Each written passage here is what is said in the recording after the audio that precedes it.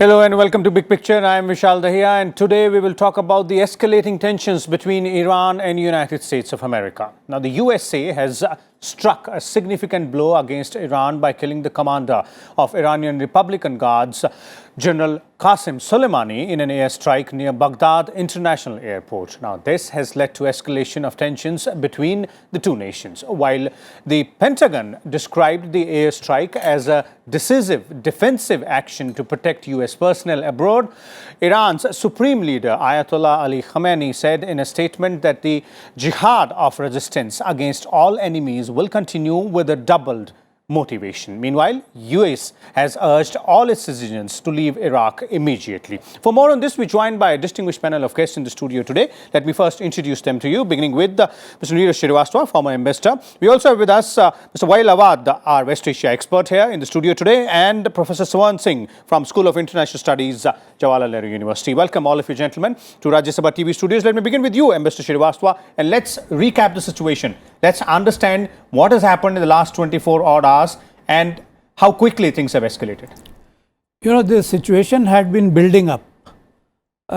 This is within last 1 week, several events have taken place.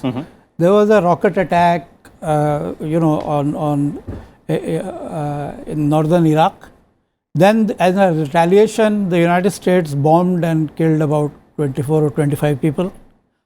Then, the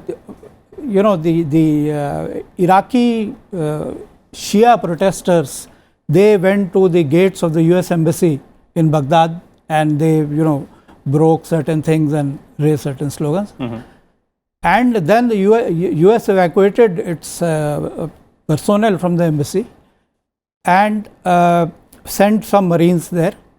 And then, then this comes. Killing of the commander of the Quds force.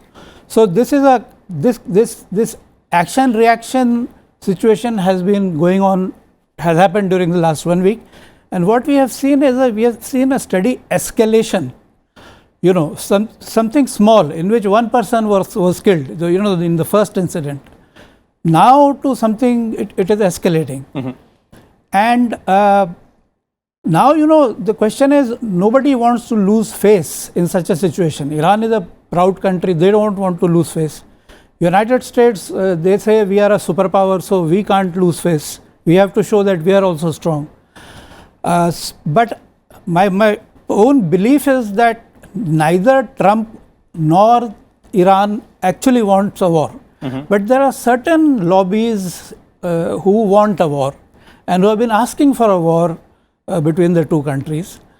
There are some lobbies inside the United States, there are some lobbies outside the United States, and it remains to be seen how much Trump can resist these lobbies and contain the situation.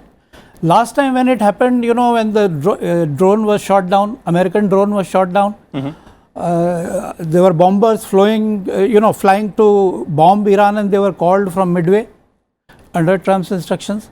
So, last time somehow the situation was contained. Okay. The question is now whether this can be contained or will it escalate? That's the question. Okay. Mr. Awwad, can it be contained? That's one question. And second is that the kind of statements which are coming in from both sides right now clearly define the point of view of both United States of America and the Islamic Republic of Iran as well. But from here onwards, what kind of action will be taken by both sides, starting with Iran? Well, I think it is the provocative measure by the United States have caused. This is a call for war. It's an act of war. In fact, this is a bluntly and a terrorist act by the United States attacking a sovereign nation, killing two leaders. One is Iraqi, which is having a legitimate force recognized by the Iraqi government, and killing a leader of Iran, which is also having his forces inside the ground, who have already, only these forces actually defeated ISIS, the terrorist organization inside Iraq and inside Syria. So therefore, by killing them, you are trying to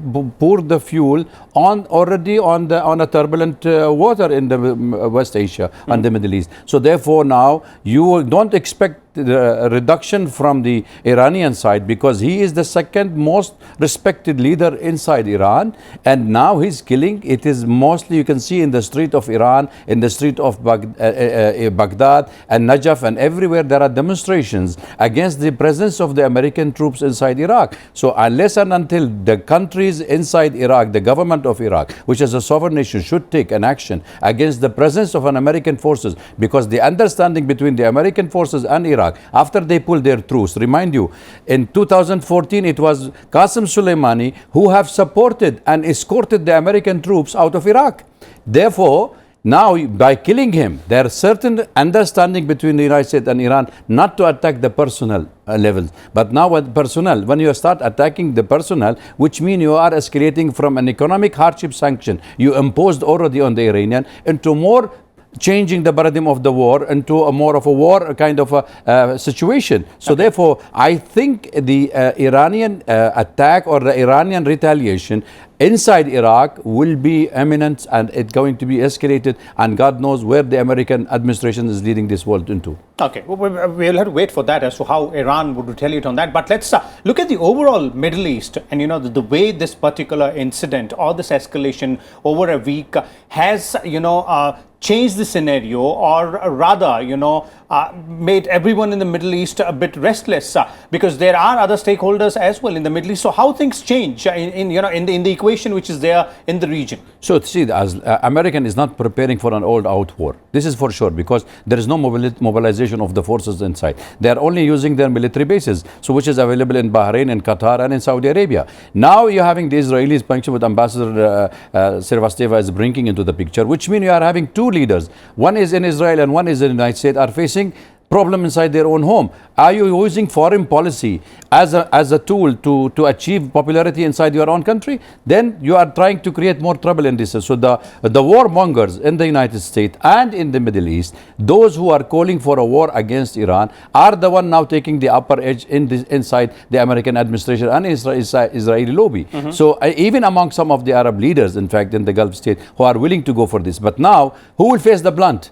This is most of the people inside the Arab world. They will pay the price for the killing. They will pay by their own blood. They will pay by their own money. And the Americans sitting across in California using their own remote control, and while we are in the Arab paying the price with our own blood. So why to go for a war inside the region? So therefore, the American wanted to create anarchy. So this anarchy has been created in this region for years, ever since they have invaded Iraq in 2003. Unilateralism, exceptionalism, American foreign policies is continued till date, and American president wanted to tell the world that we can still attack, and we can still show the world that we are the superpower, and that doesn't work in this age. And but the Pentagon statement and the defense spokesperson statement after this airstrike clearly points out that this was a defensive action taken by the US forces to protect. Where is America is not at war in Iraq? Where is America is at war at Iraq? What is your presence in Iraq for, after all?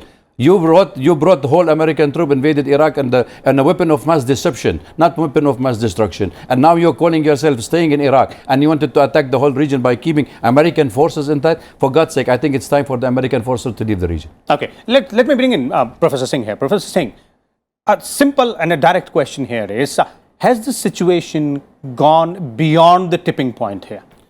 I think in my view it has. There has been steady escalation almost from May of 2018, when President Trump walked out of Iran nuclear deal saying it's a fiction, and constant pressure of sanctions, and then of course more lately tit for tat strikes. But here I think is a clear sharp escalation. I have no idea what is the thinking behind it. There is already debate inside Iraq, including in Iraq parliament, to see how Iraqi forces, US forces could be sent home from there. Trump has also been often saying that he wants to bring boys home. And this unusual strike targeting an individual, it's an assassination strike. The United States has not done that kind of thing for a long time. So what is the thinking behind it? It is not even possible to think it's a diversionary tactics, looking at the impeachment and election of president in the United States. It's much beyond. This could actually lead to American forces being A, pushed out of Iraq, B, all American forces in Iraq, Bahrain, Saudi Arabia becoming potential targets. Because in last 40 years, given this sanctions of United States, Iranian military has not been able to modernize. It's virtually crippled in terms of conventional strength. But meanwhile, they have developed two areas. One is missiles, other is this asymmetric warfare. And that is where Commander Solemani was unusually an iconic figure, because he was the man who constantly not only worked with the West, but more importantly, strongly created a network of Houthis, of Hamas, of Hezbollahs, and entire range of militia in the area. And that asymmetric strength was the main strength of Iran, has been and will be main strength of Iran, which is where United States will not be able to easily counter it. They have a very different kind of war fighting capabilities. Drones is an example. And this taking the war to an entirely different level and in an entirely different direction seems not clear as to what explains it. There is, of course, this whole mention of Defense Department saying it's a decisive defensive action in protecting American lives and interests. But there is no evidence of what was that constant imminent threat, which then, in terms of constitution, allows president to not even, sort of bother about United States Congress and take an action of this nature. There is no legal sanction in that sense available, and already the Speaker of the House has already made mention that they should be briefed immediately as to why this action took place and what exactly has happened on the ground. So there are legal angles to it, there are ethical angles to it, there are war fighting doctrinal angles to it. It's very difficult, but one thing is very clear. If you look at the history, way back from 1979, when 52 Americans were held hostage for 444 days, it's an unusual thing for any country to do that to United States. Iran has always retaliated. So there is no doubt that some kind of retaliation is going to come. When, in what manner, how, we'll have to see. But definitely some escalation is going to take place in coming times that will unsettle the whole region. Okay. And looking at the region, and there are other players as well. And as I asked Mr. Awwad as well, the same thing I would like to know from you. How would you think, the other players in the Middle East would react to the escalating situation? Yes, the actions have started coming in slowly, but if it escalates to a further next level, then how would you think, all these players in the Middle East would act? In the region, in a given situation as we have now, in this scenario, Israel and Iran stand as two poles.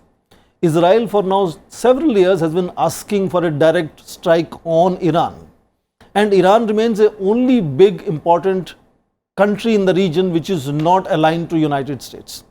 But you notice Israel has internal issues. Netanyahu has problems inside his own politics. Whether that is going to really allow him to take that kind of decisive action directly or push United States in that direction, his own leadership is under question right now. Okay. And I think likewise the leadership of Khamenei is also coming under question if there is no response. A kind of very decisive action in terms of response will have to be built, because the man who's killed is known to be most important man in foreign policy of Iran, even more than the president of Iran. Okay. And that significance and centrality of that individual who's been killed would force the leadership in Iran also to take action, otherwise their credibility is in question as well. Okay. Mr. Srivastava, from your perspective, if you look at the other Middle Eastern players also, and then the most important question is, can this be brought down? Can this situation be de-escalated? And if yes, then how and what efforts will need to be made? Because as all of you are pointing out, this is a very serious situation right now. Yeah, it's a very serious situation.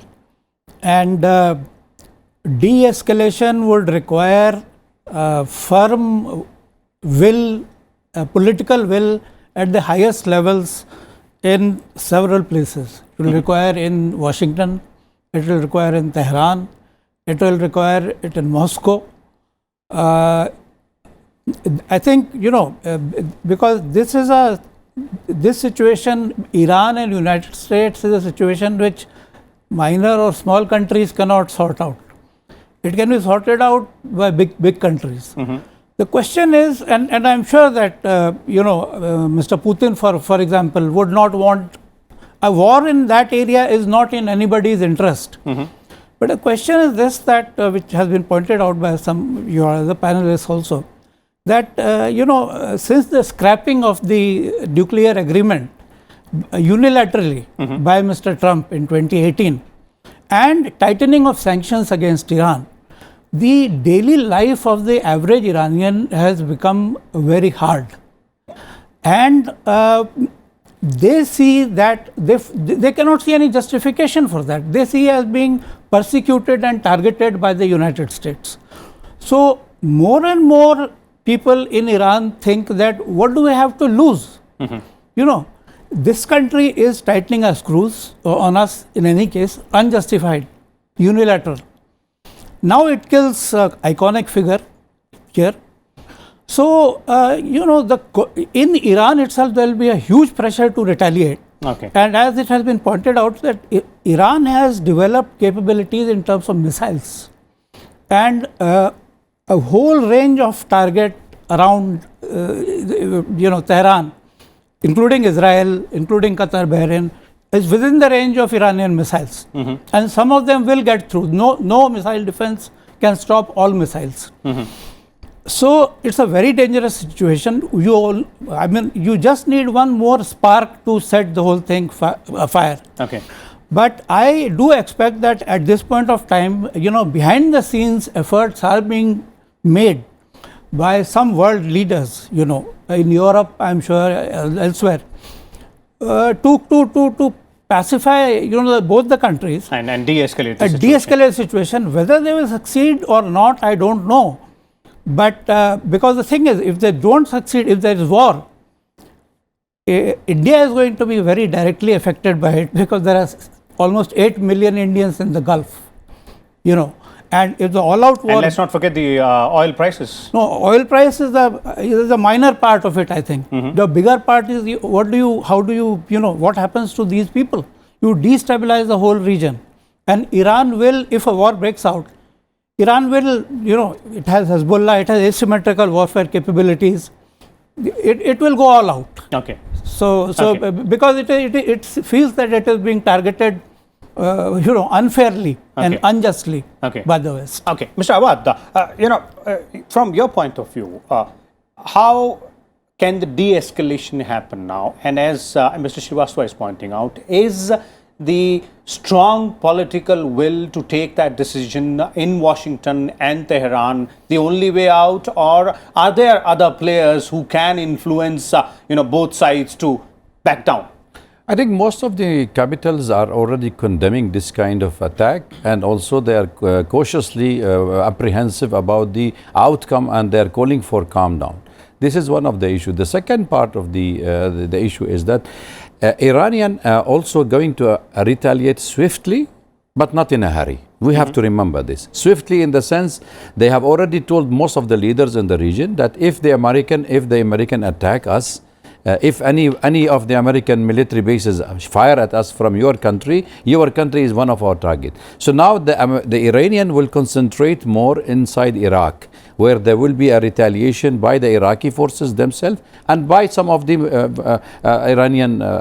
pro-Iranian groups inside. So there will be a retaliation for sure. So the asymmetrical warfare is what Iran is focusing on this, but we don't know what the allies can do, what they can do with the American northeastern part of Syria, where they're having their troops inside Syria. We don't know what they will be doing inside Bahrain or on there. But at the moment, I think it will be limited to Iraq. And if that is the retaliation, and the United States can keep quiet about it, but if the coffins start going to the United States, I think Trump will be in the trouble for the next election, and there will be a big cry in the United States why he has gone for a war which was not unwanted by even the Congress of the American Congress. Therein comes the question of the political will on both sides. This is exactly where we are. If you wanted to de-escalate, why you already escalated? This is the question mark comes here. Okay. Professor Singh? I think several countries are concerned about the region, is no doubt. But which countries have a chance to contribute anything in ensuring stability and peace?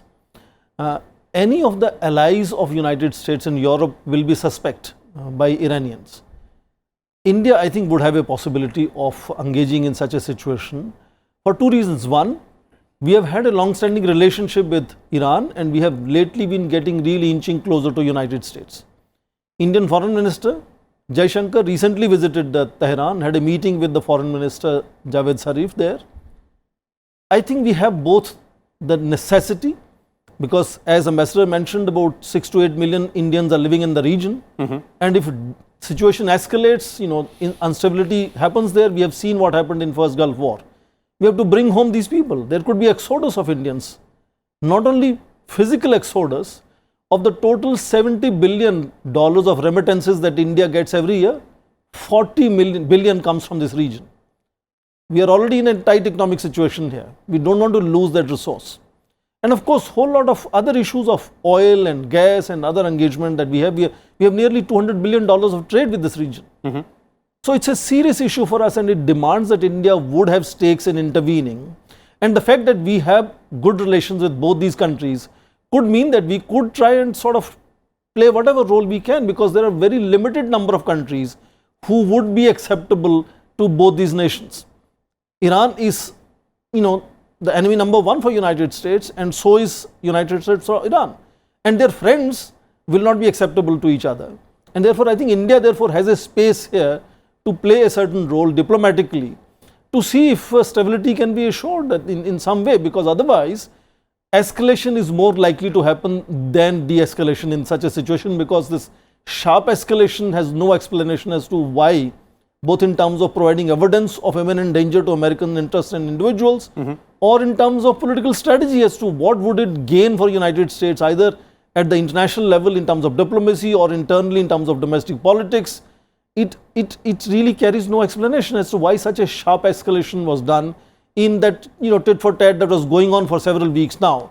So therefore, I think finding answers is going to be really difficult for this situation. But if you look at the two major players, Professor Singh, both the Washington as well as Tehran, and the political will about which both Mr. Awwad and Professor Srivastava and Mr. Srivastava was talking about, mounting domestic pressure on both sides, on the leadership. Would it be, does it seem that easy for them to exercise that political will, as Mr. Awwad was pointing out, that right now the pressure seems to be on the Iranian leadership, but if Iran retaliates, then the same pressure domestically might be on the US leadership? I think in a given situation like this, United States has a better chance to initiate de-escalation, because they have already escalated to such a high level.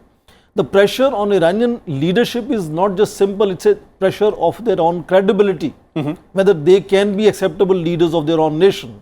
Pressure also is going to be much higher in Iraq, where you see Prime Minister has already resigned, he is a caretaker Prime Minister, country is also getting unstable. So I don't think either Iraq or Iran can take any initiatives for de-escalation. De-escalation will have to happen from United States in providing some either evidence of imminent danger, or in really coming out and saying that this was not really a good calculation. I don't know how, but it's only United States that can maneuver in such a situation to initiate de-escalation, because they have hit a really huge target as far as Iran is concerned. Or maybe other players like Russia or India, you're pointing out. Concluding comments, Mr. Awwad. I think the American Pentagon and the CIA are not happy with Iran, Russia and Syria winning the war against a terrorist organization in the region. If you remember, the American Defense Secretary said that Daesh or ISIS was to be in the region for a minimum of 30 years. They finished them in 4 years. And these are the same forces which have defeated Daesh inside Syria, inside Iraq, are the same people who have been killed, both the leaders of the two organizations. So I don't see the American are willing to see the Russian are taking the dominance in the region when the American are already receding their influence in this part of the world. Okay, so it's not only a question of staying relevant, but also a question of staying influential in the region. Absolutely. Mr. Srivastava, concluding comments, how do you see the situation moving from here onwards? No, here, I mean... and India's role as well. Well, I've served in the United States and also in Saudi Arabia, spent time there. So the thing is that the lobbies which are driving this whole thing from behind the scenes, which include, now let me name them: Israel, the security establishment in the United States, like the CIA, other Pentagon, other people. There are some people who actually want a war between United States and Iran. But there are others who don't want it. There are others who don't want it. Now the question is, so far Trump has been able to stop them, because he knows that if there is a war, it can affect his re-election chances. But whether he will be able to stop them or contain them, because America's Middle Eastern policy is actually run by Israel. That's the thing which people need to understand. Now, if you can control Israel and you can pacify Israel, then it's all right. Then it can be de-escalated. Okay. But if you know, this is a golden opportunity because Israel has been pushing the United States to bomb Iran for several years now. Now we have to see how much Trump can resist. My own thing is there are 50-50 chances that he will be able to resist because his presidency is at stake. Okay, so there are several possibilities to this particular situation going down, that is de-escalating from here onwards. But as our panelists are pointing out, this escalation between the United States of America and Iran clearly spells out, big trouble, not only for the region, but also for the entire world. And hoping that both sides and several other key players and stakeholders will try and find a solution and try and ensure that this situation is de-escalated in time. We'll come back again tomorrow with a different topic. Till then, keep watching Rajya Sabha Television.